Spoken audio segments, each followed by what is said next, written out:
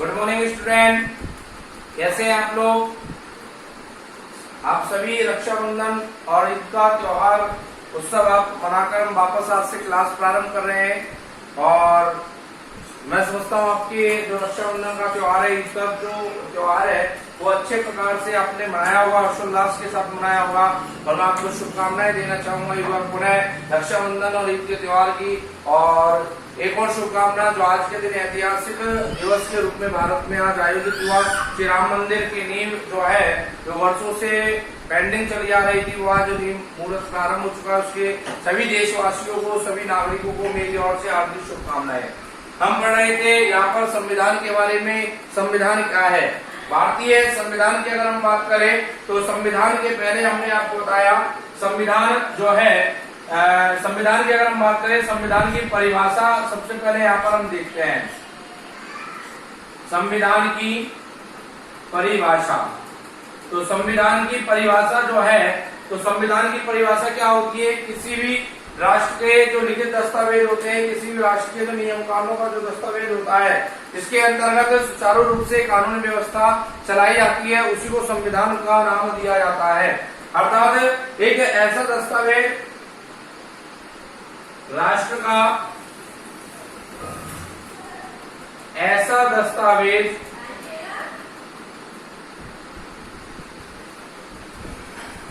राष्ट्र का ऐसा दस्तावेज जिसके माध्यम से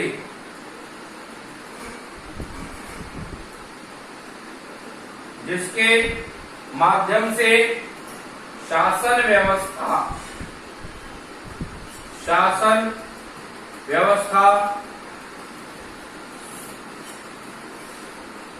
सुचारू रूप से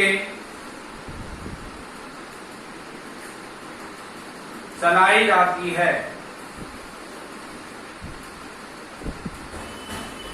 ऐसा दस्तावेज राष्ट्र का जिसके माध्यम से शासन व्यवस्था सुचारू रूप से चलाई जाती है, उसी शासन व्यवस्था के दस्तावेज को हम संविधान का नाम देते हैं।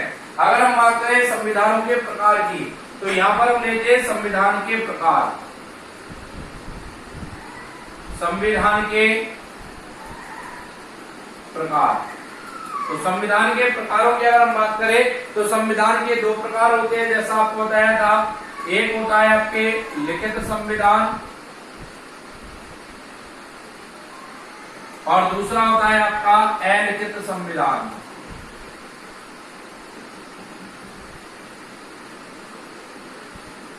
देखिए, लिखित संविधान की अगर हम बात करें तो लिखित संविधान क्या है? लिखित संविधान उस संविधान को कहा जाता है, उस राष्ट्र के संविधान को कहा जाता है जिसके अंतर्गत किसी संविधान सभा के द्वारा या किसी समिति के द्वारा उसका निर्माण किया जाता है और एक दस्तावेज के रूप में उसको लिखकर तैयार रखा जाता है, वो लिखित संविधान कहलाता है। और अगर वर्तमान समय में हम बात करें कि लिखित संविधानों में सबसे आधुनिकतम संविधान या सबसे पहला जो संविधान है वो किसका है? तो सबसे पहला संविधान जो है वो अमेरिका का है। किसका है?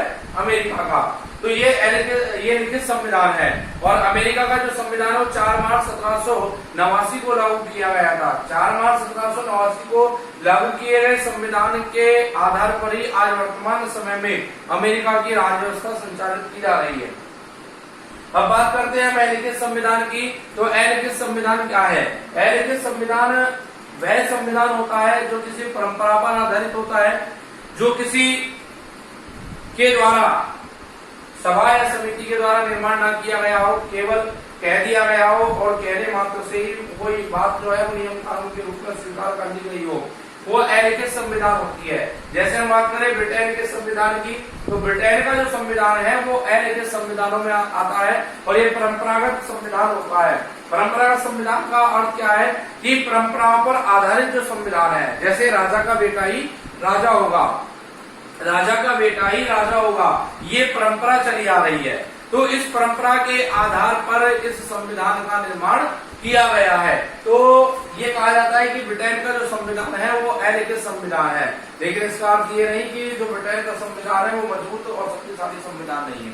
ब्रिटेन का संविधान जो है वो इतना ही मजबूत और शक्तिशाली संविधान है जिस प्रकार से एक लिखित संविधान होता है। ये कहा जाता है कि वहां का संविधान इतना ताकतवर और शक्तिशाली है कि केवल महिला को पुरुष और पुरुष को महिला नहीं बना सकता, बाकी सब कुछ कर सकता है। अब बात आती है यहाँ पर भारत के संविधान की। भारत का संविधान, यहाँ पर हम भारत के संविधान की अगर हम बात करें तो भारत का संविधान जो है वो लिखित एवं निर्मित संविधान है। देखिए, आपको शुरू में अभी बताया गया था लिखित एवं निर्मित संविधान क्या होता है। लिखित एवं निर्मित संविधान का अर्थ है कि एक ऐसा संविधान जिसका निर्माण किसी संविधान सभा या समिति के द्वारा किया गया है। एक ऐसा संविधान जिसका निर्माण किसी सभा या समिति के द्वारा किया गया है वह लिखित एवं निर्मित संविधान कहलाता है। और भारतीय संविधान एक ऐसा ही संविधान है जिसका निर्माण एक संविधान सभा द्वारा किया गया है। एक संविधान सभा का निर्माण किया गया और उस संविधान सभा के माध्यम से फिर संविधान निर्माण किया गया था। तो इस प्रकार से भारतीय संविधान एक लिखित एवं निर्मित संविधान है।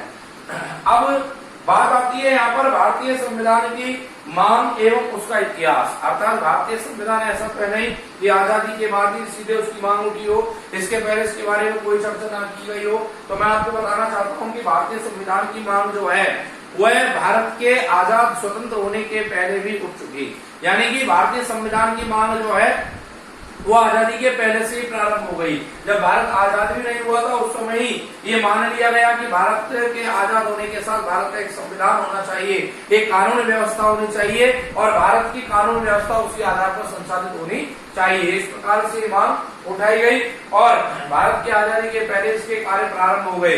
अगर हम इसकी बात करें तो देखिए, मैं आपको यहाँ पर और रूप से आपको समझा देता हूँ। इसका जो रिटर्न जो है लिखा हुआ जो है वो आपको आपके व्हाट्सएप ग्रुप पर या आपका जो स्कूल का ऐप है उस पर आपको प्राप्त हो जाएगा पीडीएफ के माध्यम से।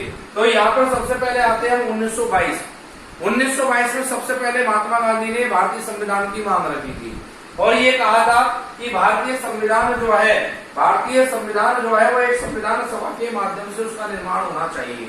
अर्थात भारत के संविधान का निर्माण करते समय किसी व्यक्ति विशेष को महत्व न देकर और एक संविधान सभा का निर्माण किया जाए और उस संविधान सभा के द्वारा ही भारत का पूरा संविधान बनाया जाना चाहिए जिसमें प्रत्येक नागरिक के अधिकार और स्वतंत्रताओं का ध्यान रखा जाए। ये सन 1922 में महात्मा गांधी के द्वारा कहा गया था, बोला गया था और ये माना गया था कि इसी प्रकार का संविधान होना चाहिए। इसके बाद अगर हम बात करें श्रीमती एनी बेसेंट के द्वारा भारतीय संविधान की मांग को रखा गया, भारतीय संविधान की बात को कहा गया। उनका भी ये मानना था कि भारतीय संविधान जो है ये भी उन्होंने 1922 में इस बात को सुनिश्चित किया था कि भारतीय संविधान जो है वो सभी लोगों के अधिकार और स्वतंत्रता को ध्यान में रखते हुए बनाया जाना चाहिए और भारतीय संविधान की दिशा में एक कार्य प्रारंभ कर देना चाहिए। ऐसा भारतीय संविधान के लिए श्रीमती एनी बेसेंट के द्वारा सुनिश्चित किया गया था और रखा गया था। इसके बाद हम बात करें 1923 में श्रीमती एनी बेसेंट के बाद तेज बहादुर सप्रू की अध्यक्षता में कॉमनवेल्थ ऑफ इंडिया बिल तैयार किया गया और इस इंडिया बिल को पारित करने के बाद जिसकी अध्यक्षता महात्मा गांधी ने ही की थी। इस बिल को 1925 में महात्मा गांधी की अध्यक्षता में नई दिल्ली में आयोजित सर्वदलीय बैठक में पारित किया गया कॉमनवेल्थ ऑफ इंडिया बिल को और उस कॉमनवेल्थ ऑफ इंडिया बिल में भी यही कहा गया कि भारतीय संविधान का निर्माण होना चाहिए। इसके बाद हम बात करें 1924 में स्वराज पार्टी के द्वारा भी भारतीय संविधान की मांग रखी गई। आप देखिए 1922 से लेकर कंटिन्यू भारतीय संविधान की मांग चली आ रही। 1922 में महात्मा गांधी ने मांग रखी, 1923 में श्रीमती एनी बेसेंट के द्वारा मांग रखी गई और फिर 1923 में ही कॉमनवेल्थ ऑफ इंडिया बिल पारित करके 1925 में महात्मा गांधी की अध्यक्षता में संविधान के कार्य की मांग रखी गई और उस प्रस्ताव को पारित किया गया। 1924 में स्वराज पार्टी के द्वारा संविधान की मांग रखी गई और इस प्रकार से 1928 में सबसे बड़ा जो काम हुआ था वो हुआ था नेहरू रिपोर्ट का। पंडित मोतीलाल नेहरू ने एक रिपोर्ट प्रस्तुत की थी और ये कहा जाता है कि पंडित मोतीलाल नेहरू के द्वारा जो रिपोर्ट प्रस्तुत की गई थी वो भारतीय संविधान के लिए उठाया गया प्रथम प्रयास या प्रथम कदम था। अर्थात भारतीय संविधान का जो निर्माण प्रारंभ हुआ वो नेहरू रिपोर्ट के आधार पर ही प्रारंभ हुआ। और ये नेहरू रिपोर्ट तैयार क्योंकि इसके पहले एक अंग्रेज अफसर ने चुनौती दी थी कि भारतीय लोग अपना संविधान बना ही नहीं सकते, भारतीय लोगों में वो योग्यता नहीं कि वो अपने कानून नियम खुद बना सके। और इस आधार पर नेहरू रिपोर्ट को प्रस्तुत करने के बाद ये माना गया कि भारतीय संविधान का कार्य अब प्रारंभ हो जाएगा। भारतीय संविधान के कार्य के लिए ये प्रथम प्रयास माना जाता है नेहरू रिपोर्ट को। इस प्रकार से भारतीय संविधान का निर्माण धीरे धीरे आगे बढ़ता चला गया। इसके बाद 1934 में जैसा आपको बताया गया था कि संविधान शब्द का सबसे पहले प्रयोग सर हेनरी मैन ने किया था। और भारत की अगर बात करें तो भारत में संविधान शब्द का सबसे पहले प्रतिपादन जो है वो एम.एन. राय के द्वारा 1934 में किया गया था। और इसके बाद सबसे बड़ी बात आती है कि उस समय जब भारत आजाद नहीं हुआ था उस समय भारत में सबसे ज्यादा जो निर्णय लिए जाते थे या भारत की जनता किसी बात का निर्णय अगर स्वीकार करती थी तो कांग्रेस पार्टी का करती थी, क्योंकि भारत की सबसे पुरानी पार्टी मानी जाती है और सबसे पहले इस पार्टी का भारत में जन्म हुआ।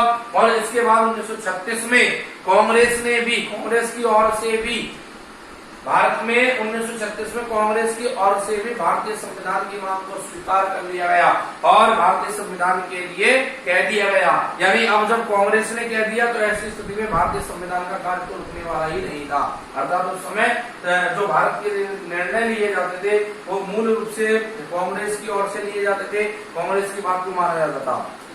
इसके बाद अगर बात करें 1940 में, जब 1940 की अगर हम बात करें तो 1940 में अगस्त प्रस्ताव के माध्यम से अप्रत्यक्ष रूप से भारतीय संविधान की मांग को मान लिया गया। 1940 में अगस्त प्रस्ताव के माध्यम से भारतीय संविधान की अप्रत्यक्ष मांग को स्वीकार कर लिया गया। और उसके बाद 1942 में क्रिप्स मिशन भारत आया, लेकिन उस क्रिप्स मिशन को जब ब्रिटेन ने भारत भेजा, ब्रिटेन के द्वारा जब क्रिप्स मिशन को भारत भेजा गया तो उसने भारत के विभाजन की बात कही और उसके विभाजन की बात कहे जाने के कारण भारतीय लोगों ने उसका विरोध किया और क्रिप्स मिशन को भारत से वापस जाना पड़ा। फिर इसके बाद 1946 में कैबिनेट मिशन भारत आया। इसके पहले 1945 में जो चुनाव हुआ था ब्रिटेन में, और उस ब्रिटेन के चुनाव में जो प्रधानमंत्री बने थे उनके द्वारा भारतीय संविधान की मांग को प्रत्यक्ष रूप से स्वीकार कर लिया। 1940 में प्रत्यक्ष रूप से और 1945 में प्रत्यक्ष रूप से मांग को स्वीकार कर लिया। और इसके बाद 1946 में कैबिनेट मिशन भारत भेजा गया, जिसमें 3 लोग शामिल थे। एक थे क्रिप्स, दूसरे अलेक्जेंडर और तीसरे थे पैट्रिक लॉरेंस। और अलेक्जेंडर जो थे वो इस दल की अध्यक्षता कर रहे थे। और अगर हम बात करें अलेक्जेंडर की तो 3 लोगों का जो समूह था ये ब्रिटेन की संसद से आया हुआ दल था और इसीलिए इसको कैबिनेट मिशन के नाम से जाना जाता है। कैबिनेट मिशन योजना थी और उस कैबिनेट मिशन योजना के तहत ही भारतीय संविधान का निर्माण कार्य प्रारंभ हुआ। अगर हम बात करें भारतीय संविधान का निर्माण कार्य किसके माध्यम से प्रारंभ हुआ, तो भारतीय संविधान का निर्माण कार्य जो प्रारंभ हुआ था वो कैबिनेट योजना के माध्यम से, कैबिनेट मिशन के माध्यम से प्रारंभ हुआ था। और उसके अंतर्गत ही पूरे भारतीय संविधान का निर्माण किया गया।